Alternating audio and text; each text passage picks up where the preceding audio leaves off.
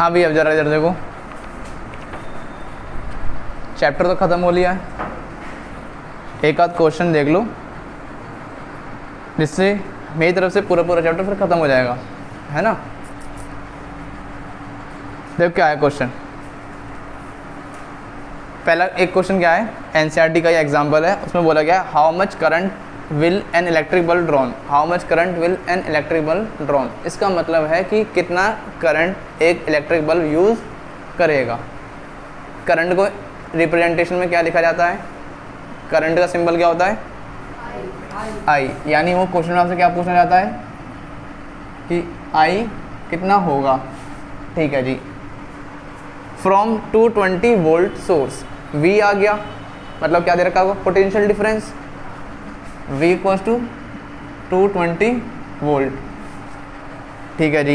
If resistance of bulb filament, bulb filament का मतलब होता है जो बल्ब के अंदर जो होते हैं स्प्रिंग सी, है ना, बल्ब देखा है ना, उसके अंदर जो स्प्रिंग सी बनी होती है ऐसे ऐसे ऐसे, उसका जो रेजिस्टेंस है वो हमें दे रखा है 1200 ओम, यानी R हमें दे रखा है 1200 ओम। ओम मतलब हेडफोन, है ना।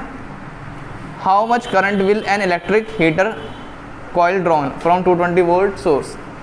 इसी में पहला पार्ट तो ये हो गया, दूसरा पार्ट क्या है, एक तरफ आप बल्ब जला रहे हो और दूसरी तरफ क्या चला रहे हो, हीटर, तो बल्ब भी कुछ करंट यूज़ करेगा और हीटर भी कुछ करंट यूज़ करेगा। अब आप बोलोगे अलग अलग करंट यूज़ करेंगे, जी बिल्कुल करेंगे।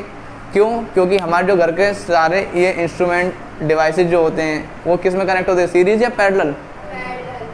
अगर सीरीज में होते तो एक जैसा करंट आता, किस में कनेक्ट होते हैं, ये पैरेलल में, जिसका रेजिस्टेंस ज़्यादा वो करंट ज़्यादा लेगा, जिसका रेजिस्टेंस कम लेगा, है ना। अब ज़रा देखो, मुझे क्या निकालना है, करंट। दूसरे केस में निकालना है करंट ही है। इसमें क्या दे रखा है, वही सेम चीज़, an electric heater coil drawn from 220 volt source, we कितना दे दिया, 220 वोल्ट, ठीक है जी। If the resistance of heater coil is 100 ohm, यहाँ पर रेजिस्टेंस कितने दे रखा है, एक पार्ट मैं करूँगा एक तुम करना, पता कौन सा करना है, दोनों एक सेम है। फॉर्मूला पता है क्या होता है, फॉर्मूला कौन सा फॉर्मूला यूज़ करना चाहिए, VIR में कुछ रिलेशन होता है, संबंध, ओम्स लॉ याद हो तो क्या था, V इक्वल्स टू IR, हमें क्या निकालना है, I, तो I इक्वल्स टू क्या हो जाएगा, V अपॉन, क्या मेरे पास में V है, कितना है 200, क्या R है, कितना है, नीचे 0 से 11 बार में कट गया और ये 60 टाइम्स में कट गया, कितना आ जाएगा 11 अपॉन में 60 एम्पियर।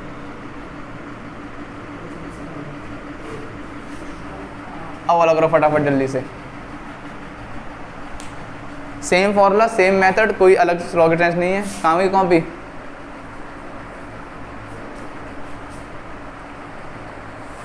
आई दे रखा है, V 220, R 100,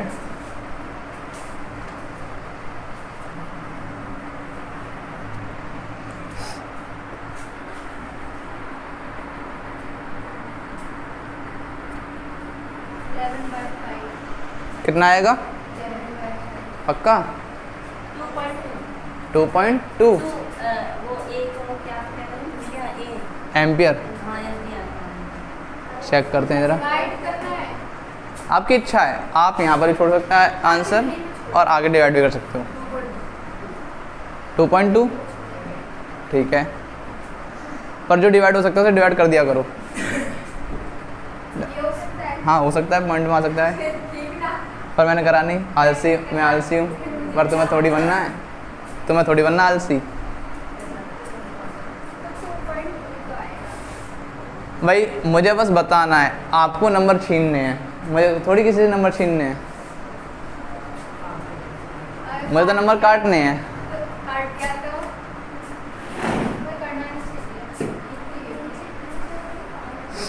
अभिदेव हुआ,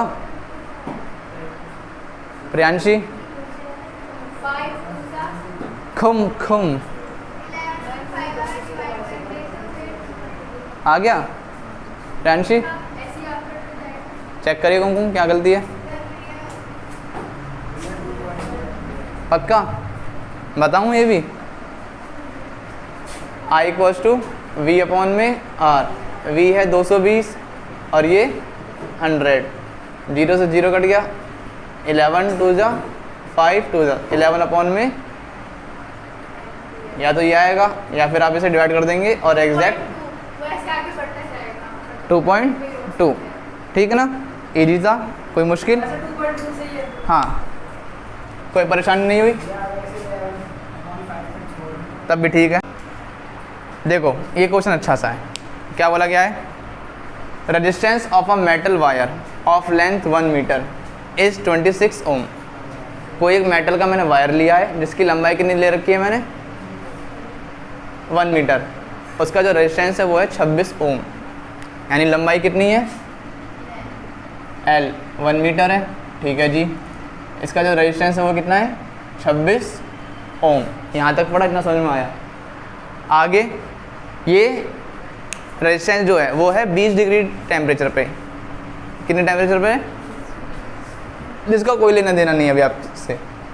आगे if the diameter of wire is 0.3 mm, diameter कितना देखा है 0.3 mm, mm का मतलब पता है, याद करो मैंने मिली को चेंज करना सिखाया होगा। 1 मिली में कितना होता है, मिली, मेगा, माइक्रो,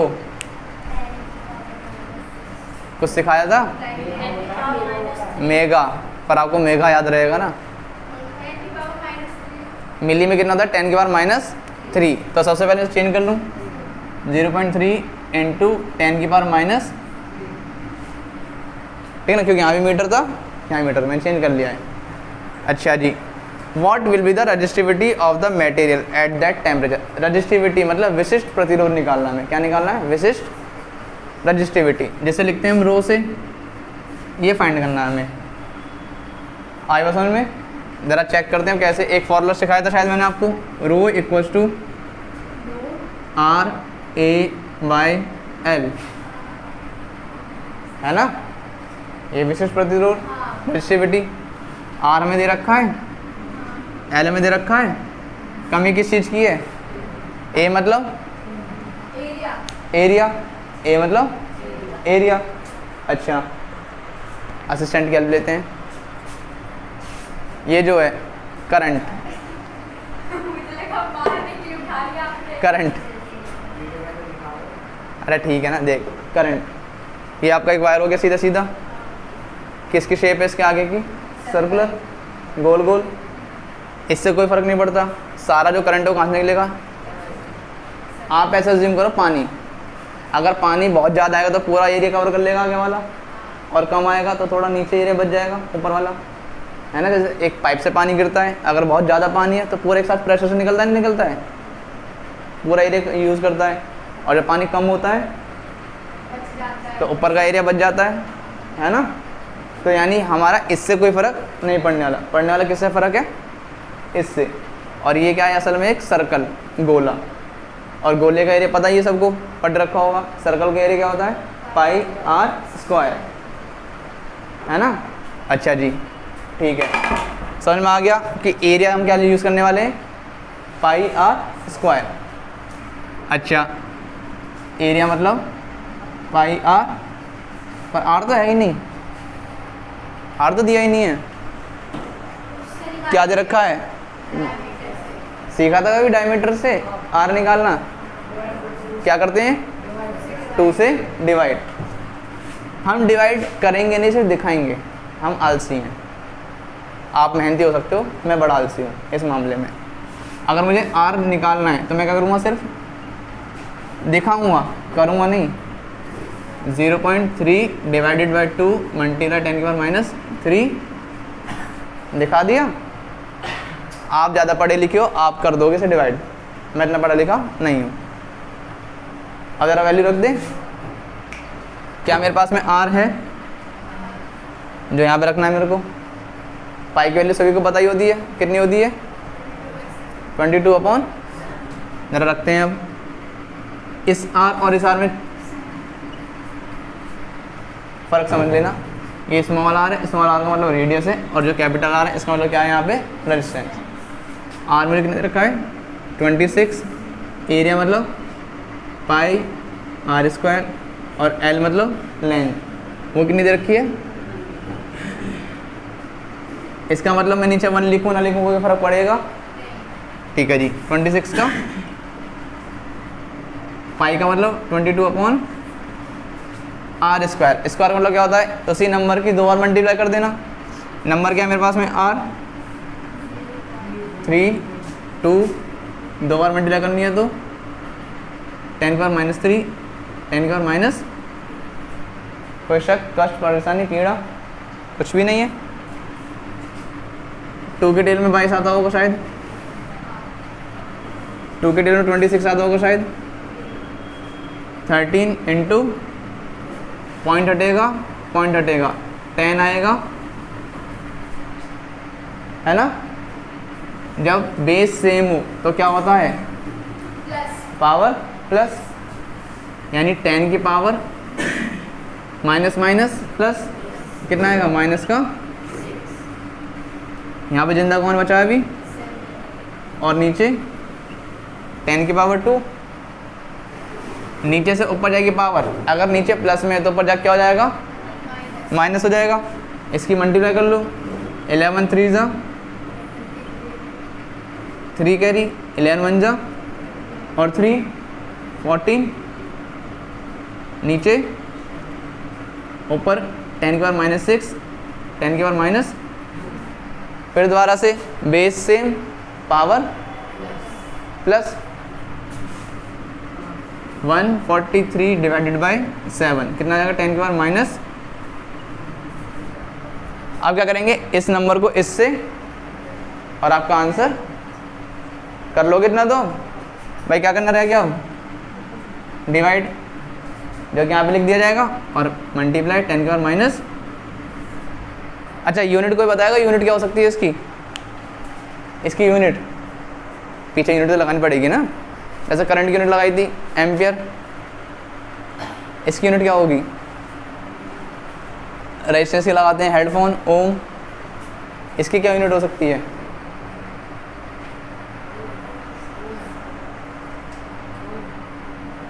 ओम। रेजिस्टेंस और रेजिस्टिविटी में फ़र्क क्या रह गया, ज़रा देखो इधर, इसकी यूनिट क्या होगी ओम, इसकी यूनिट क्या होगी एरिया की यूनिट मीटर स्क्वायर, भाई इसकी यूनिट क्या होगी ओम, ठीक है जी। एरिया की यूनिट क्या होगी मीटर, और नीचे लंबाई की यूनिट क्या होती है, लंबाई नापेंगे किस में दे रखा है ये, इससे ये तो क्या बचा ओम, तो इसकी यूनिट क्या हो जाएगी ओम। आई बात समझ में, ठीक है ना, निकालना सीख गए। किसी की यूनिट दी हो तो बस याद रखो हमने फॉर्मूला क्या यूज़ करा है, फॉर्मूले में जो जो चीज़ें हैं वहाँ पे रख दो। फॉर्मूले में क्या था रेजिस्टेंस की यूनिट होती है ओम, एरिया मतलब मीटर स्क्वायर, लंबाई मीटर से 1 मीटर कट, तो क्या बचेगा ओम मीटर, आंसर किस में आ जाएगा ओम। गलत आ रहा आपका, 7 से तो काटते हैं ना, 2 बार में नहीं कटेगा, कट जाएगा 7 से, चलो पॉइंट लगा के 0 लगाएंगे, 3 बार में 28 करके देख लेना, ठीक है ना, फिर चेक करेंगे। हमें पावर और टाइम दिया है। अब घर में जैसे 2 बालक हैं किसी के भी, एक बेचारा बड़े आराम से टीवी देख रहा है, पापा जी आए, पूछा बेटा क्या कर रहा है, मम्मी से पूछा, आपका नालायक टीवी देख रहा है, कितनी देर हो गई है 1 घंटा, ठीक है जी। उनकी रानी बेटी कुछ बना रही हैं टोस्टर पर, पावर इतनी है, उन्होंने टोस्टर का यूज़ करा इतना, अब पापा जी कुछ कैलकुलेट करने लग गए कि मैं बेटी को डांटूं या बेटे को। पढ़ाई तो दोनों नहीं कर रहे हैं, है ना। अब डांटने की वजह पढ़ाई तो है ही है, ताना क्या मारे, किसने ज़्यादा बिजली यूज़ करी है, बेटे ने बेटी ने? ज़्यादा किसने यूज़ करी है आपके साथ? बेटी ने। इसके लिए जिसकी ज़्यादा एनर्जी होगी, अगर जिसकी ज़्यादा एनर्जी होगी उसकी ज़्यादा बिल भी ज़्यादा उसी का आएगा। हम पहले क्या निकालेंगे? एनर्जी। जो ज़्यादा एनर्जी का होगा वही ज़्यादा बिल लेके आएगा। और एनर्जी निकालने का फॉर्मूला मैंने क्या बता रखा आपको? एनर्जी इक्वल टू होता है पावर इनटू टाइम। और आपको याद हो कल मैंने बताया था आपको कि जो इसकी यूनिट आती है वो आती है जूल में, और जूल को हम लिख सकते हैं वॉट सेकंड में। याद है कुछ? हाँ कि ना? एक मैं कर दूंगा, एक आपको करना है। वॉट सेकंड मतलब, वॉट मतलब पावर, सेकंड मतलब टाइम, यानी टाइम हमारा किस में चाहिए? तो दोनों टाइम गलत दे रखे हैं, हमें चेंज करने पड़ेंगे। मैं ये वाला कर देता हूँ, मैं मुश्किल वाला कर दे रहा हूँ, मुझे बताएं आप ये वाला चाहते हैं, कोई दिक्कत नहीं है। पावर कितनी है? 1200। 10 मिनट, 1 मिनट में 60 सेकंड, 10 मिनट में निकाल लेंगे 60 से मल्टीप्लाई करके, कितना जाएगा? 600 सेकंड्स, है ना। तो यहाँ पे क्या रखेंगे? 600। अब यूनिट किस में आएगी हमारी? जूल में। एनर्जी किस में आती है? जूल में। 12 6 कितना होता है? 12 6 72, 12 6 72। कितने जीरो? 1 2 3 4, 1 2 3। अगर जूल में करना है, किलो जूल में निकालना है तो 720 किलो, क्योंकि आपको पता है 1 किलो में कितने आते हैं? 1000। 1 किलो में कितने आते हैं? 1000। तो 3 जीरो कम कर दो और क्या लगा दोगे? किलो। तो ये आ गया किलो जूल में। आपकी इच्छा है, आप ये निकाल सकते हो और यहाँ पे छोड़ सकते हो, कोई मुश्किल नहीं।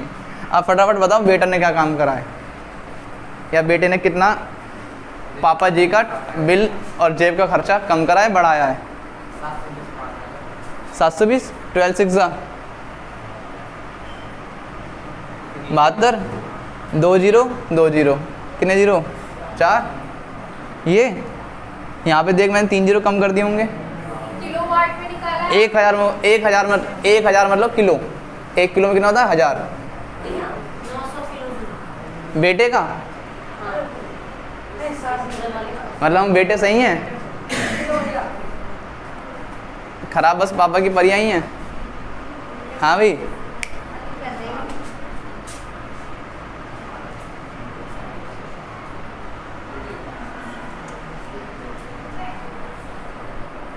मतलब हम वैसे ही बदनाम हैं।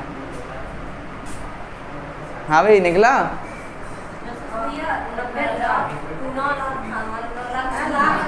9 लाख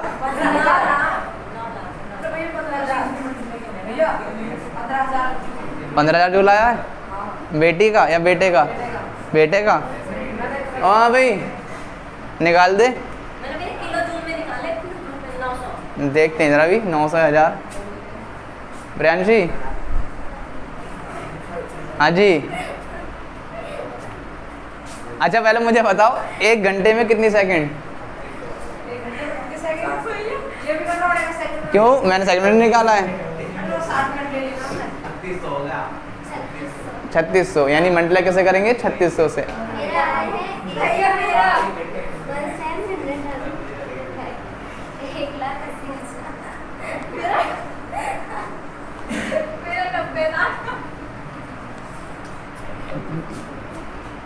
मरवाओगे तुम? अरे सही तो करा है मैंने, तो मल्टीप्लाई चेक करें, निकालूं?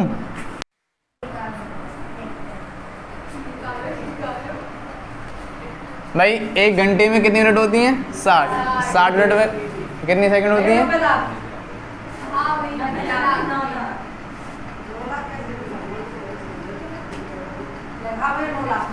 पावर कितना हो गया? 2500 मतलब 250। समय कितना होगा? 3600। ज़रा मल्टीप्लाई करें। यहाँ पे देखो, हमने 9 लाख 25 छिक्का 150, 15 कैरी, 15 तिया 75, 75 और 15 कितना होता है? 90। पक्का? हाँ 2 ये और 1 ये, कितने जीरो? 1 2 3, 900 किलो। अगर मैं 3 जीरो यहाँ पर भी कम कर दूँ तो 900 किलो जूल। यहाँ पे कितना है? 700। मतलब खर्चा किसका ज़्यादा है, टीवी का या टोस्टर का? टीवी का। बेटे गलत है। ठीक है ना? यानी इससे कोई फ़र्क नहीं पड़ता कि कोई कितने वाट का है, इससे फ़र्क किससे पड़ता है? टाइम से, कि आप किसको कितनी देर यूज़ कर रहे हो। मैंने उस टाइम पे वो बोला कितनी देर एक खाना और इसको कन्वर्ट करना। आई बात समझ में? तो आपसे इस क्वेश्चन में ये पूछा गया था कि कौन ज़्यादा एनर्जी यूज़ कर रहा है, तो आप क्या बोल दोगे? TV use more energy than toaster. Toaster से ज़्यादा अधिक ऊर्जा कौन यूज़ करेगा? टीवी। आए को समझ में? हटा दी कवाड़ा। इधर हम 2 लैंप। हाँ भाई 2 लैंप है। लैंप समझते हो? महंगे वाले जो आपके स्टडी टेबल पे आते हैं। 2 lamp, 1 rated to 100 watt at 220 volt and other rated 60 watt at 220 volt. अब किसी घर में 2 बच्चे हैं, दोनों के अलग अलग पर्सनल कमरा दे रखा है, अमीर फैमिली है, कोई दिक्कत नहीं है। दोनों को पढ़ने के लिए अलग अलग टेबल दे दी गई, वहाँ पे एक लैंप लगा दिया गया है। एक के लगा दिया 100 वाट का बल्ब, पावर में दे दी 100 वाट का बल्ब दे दिया। ठीक है, वो इसे यूज़ करता है 220 वोल्ट पर। सप्लाई जो आती है 220 वोल्ट पे आती है, यानी वी दे दिया 220 वोल्ट। वहीं पे दूसरा बच्चा है, उसको दिया है 60 वाट का। गलत बात है। अब वही है ना, लड़कियों को कबाड़ से उठा के लेके आते हैं, मंदिर बाहर पड़ी मिलती हैं।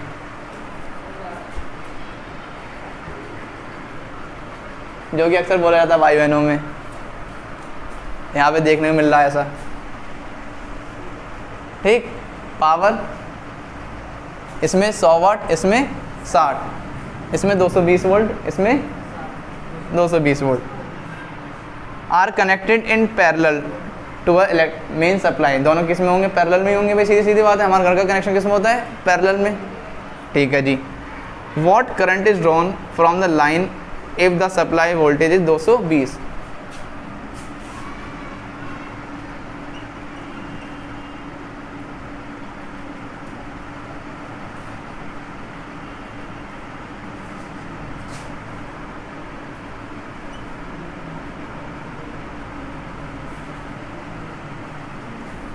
अगर 220 वोल्ट की सप्लाई मिल रही है, इसे कितने की सप्लाई मिल रही है?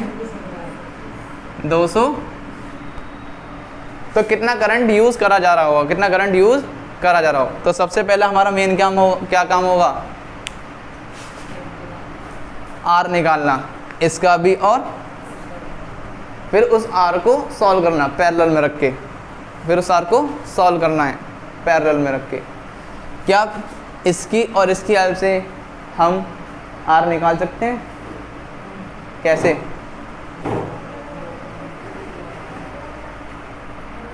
अच्छा मुझे ये बताओ, ये हो गया 100 वाट का लैंप और ये हो गया 60 वाट का। ये भी 220 वोल्ट, ये भी 220 वोल्ट। ठीक है, इसमें करंट कितना जाएगा? I1। इसमें करंट कितना जाएगा? बाद में टोटल करंट कितना मिलेगा मुझे? I। पावर का एक फॉर्मूला था, power equals to V into VI होता था ना एक पावर का फॉर्मूला। यहाँ पे P1 I1, मैं क्या निकालना चाहता हूँ यहाँ पे? I1। तो I1 कैसे निकलेगा? P1 को डिवाइड कर दो।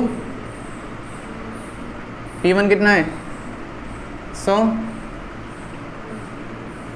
V कितना है? 200।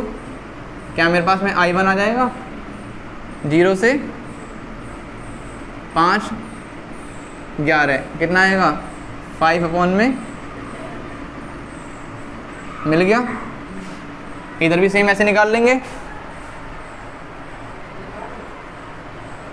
ये P2 equals to V multiply, फटाफट बताओ I2 कितना आएगा कैलकुलेट करके। P2 डिवाइड करना है V से, जल्दी से बताओ कितना आएगा, कितना आएगा भाई आपके हिसाब से? 3/11। मेरे साथ 3/11 आनी चाहिए, पक्का? भाई देखो ज़रा, यहाँ पे 60, 200, 0 से 0 डालो, 3 2 ज़ा 11, 3 में I1 और I2 को प्लस कर दूंगा तो मेरे पास में क्या बन जाएगा? I करंट आ जाएगा। तो अगर मुझे करंट निकालना है टोटल करंट, तो क्या करूँगा? I1 प्लस I1 की वैल्यू कितनी है? 5 I2 की वैल्यू, बचपन में कुछ सीखा था, क्या सीखा था बचपन में? अगर नीचे वाला नंबर सेम होगा तो ऊपर वाला सीधे सीधा कितना आएगा? I इक्वल्स टू 5 और 3 8 बाय ख़त्म। आया समझ में? हाँ जी, आया को समझ में? भाई मेरे पास पावर का फॉर्मूला होता है, मैं और मुझे इतना ही पता है कि पैरेलल में करंट कैसे जाता है, अलग अलग, और मैं जानना चाहता हूँ टोटल कितना करंट यूज़ कर रहा होगा, तो मैं इसमें निकाल लूँ, और है ना, इसके लिए अलग निकलेगा और इसके लिए फॉर्मूला पता ही है, P इक्वल्स टू वी आई, यहाँ से I1 आ गया यहाँ से, और दोनों क्या कर देंगे हम? प्लस, तो बदल जाएगा टोटल कितना करंट है, कितना है? 8/11, डिवाइड कर दोगे तो पॉइंट में आ जाएगा। ठीक, छापो बेटा, फटाफट देखो जल्दी से। इसी में एनसीईआरटी में क्वेश्चन है कि show how would you connect 3 resistors each of resistance 6 ohm so that the combination has resistance 9 ohm and 4 ohm. मैंने आपको 6 ओम के 3 रेजिस्टेंस दिए, कितने रेजिस्टेंस दिए? 3, 6 ओम के, 6 ओम का ये, फिर 6 ओम का दूसरा, फिर 6 ओम का। मैं आपसे जानना चाहता हूँ कि इन्हें मैं कैसे अरेंज करूँ एक दूसरे के साथ में, कि एक बार जो मेरा आंसर आएगा निकल के आर टोटल वो आएगा 9 ओम, कितना आएगा? और एक बार जो आएगा मेरा आंसर वो आएगा 4 ओम। इसमें आपको कुछ नहीं बताया गया कि आपको सीरीज़ में रखना है, पैरेलल में रखना है, या दोनों को मिला के रखना है, आपकी इच्छा है, आप कैसे भी रखें। हमें सिर्फ मतलब है आंसर से, कि मुझे एक बार आंसर कितना चाहिए? 9, और एक बार कितना चाहिए? 4। तो मैं क्या करता हूँ,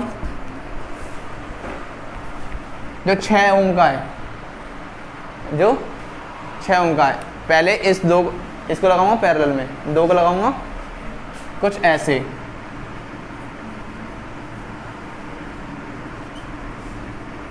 ये भी 6 ओम, ये भी, इन दोनों से कुछ आंसर आएगा निकल के। फिर इसको अरेंज कर दूंगा दूसरे वाले के साथ सीरीज़ में, किस में कर दूंगा? ज़रा चेक करो क्या मेरा इस कनेक्शन सही है या गलत है, चेक करते हैं। क्या R1 और R2 पैरेलल में है ना? मैंने क्या बताया था, पैरेलल का मतलब ऐसे ऊपर चढ़ना है, नीचे उतरना है। R1 R2 पैरेलल में है, R1 and R2 are in parallel, लिखना पड़ेगा आपको ये, और ऐसे सेम आप लिख दोगे हिंदी में, R1 R2 समांतर क्रम में है ना, समांतर क्रम में है। उसका फॉर्मूला क्या था? 1 में R1 प्लस R2। अब क्योंकि मेरा फाइनल आंसर तो निकल के नहीं आएगा, तो मैं पे लगाऊंगा डैश, बताई थी मैंने बात। तो 1 में R डैश कितना? 1 में 6, 1 में दोनों कैल्शियम कितना आएगा? 1 + 1 कितना हो जाएगा? 2 बाय, काटो कितना आएगा? 1 बाय, तो R डैश कितना आएगा निकल के? क्यों 3 आया? पलट दिया, हमें चाहिए R डैश, तो R डैश ऊपर 1, 3 ऊपर 1, और 1 की कोई वैल्यू नहीं होती है, या फिर आप क्रॉस मल्टीप्लाई कर लो, 3 1 जा 3, r डैश बन जा। अब यानी इसको मैंने सॉल्व करा तो क्या निकल कर आया r, और साइड में क्या लिख रहा है मेरा r। अब दोनों किस में है, ये सीरीज में है कि नहीं है, एक साथ ऐसे जब सीरीज में होते हैं। अब क्योंकि मेरे पास में और कुछ तो है नहीं, यही है, इसे सॉल्व करूँ तो मेरा r टोटल आ जाएगा नहीं आ जाएगा, तो क्या आएगा r dash plus r dash कितना है मेरे पास में, और r3 कितना है मेरे पास में 6 और 3। तो आपको ऐसे प्रॉपर डायग्राम बना के दिखाना पड़ेगा और ऐसे सॉल्व भी करना पड़ेगा। हाँ, फिर बताओगे कैसे, बिना डायग्राम का फिर बताओ कैसे। या तो आप लिख के बताओ उस टीचर को कि देख भाई आप 2 को तो लगाओ पैरेलल में, 1 को लगाओ सीरीज में, और ये रहा डायग्राम। तो फिर भी रहेगा, अपने समझने के लिए कैसे बताओगे, खुद कैसे समझाओगे। जरूरी है ये क्वेश्चन आए, जरूरी है क्वेश्चन आए, कुछ और आ जाए। अब इसमें क्या होगा, इसमें क्या होगा, हमें क्या चाहिए 4 ओम।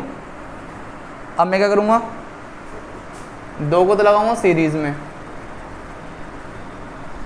और इनसे जो सॉल्व हो के आएगा उसको अरेंज कर दूंगा इसके साथ पैरेलल में।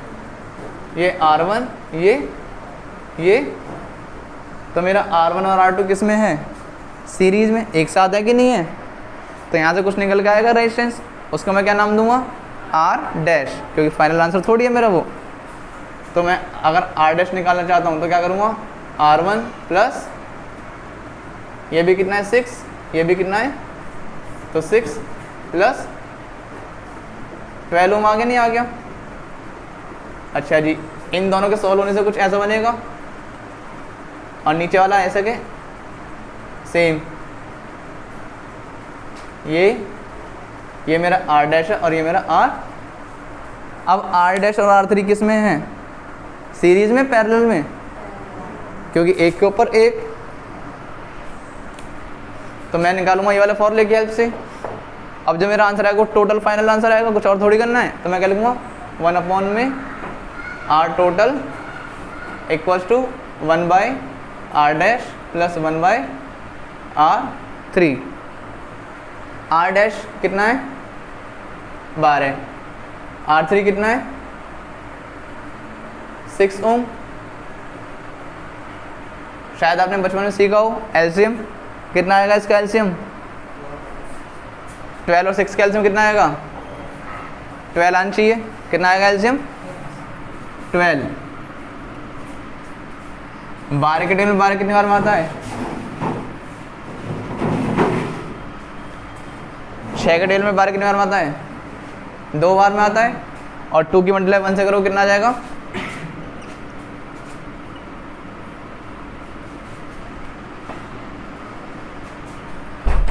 अब मेरे यहाँ पे क्या निकल के आएगा, R टोटल इक्वल्स टू 2 और 1 नीचे, ये मेरा 1/R टोटल निकल के आएगा। हाँ कि नहीं, कट जाएगा कैसे, कितने बार में कटेगा 4 बार में, तो 1 और नीचे पलटी मार दो दोबारा से, R टोटल इक्वल्स टू 4 जो हमें चाहिए था, एक बार 9 और एक बार।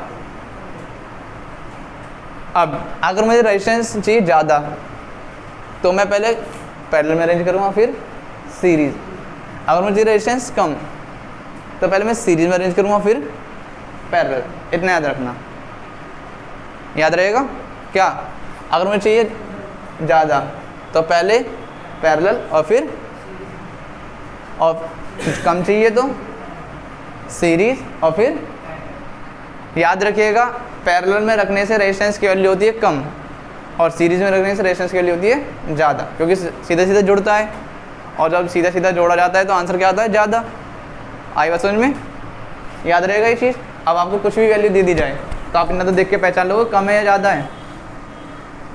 भाई देखो इससे तो पहले मैं क्या रखूँगा 2 को पैरेलल में और 1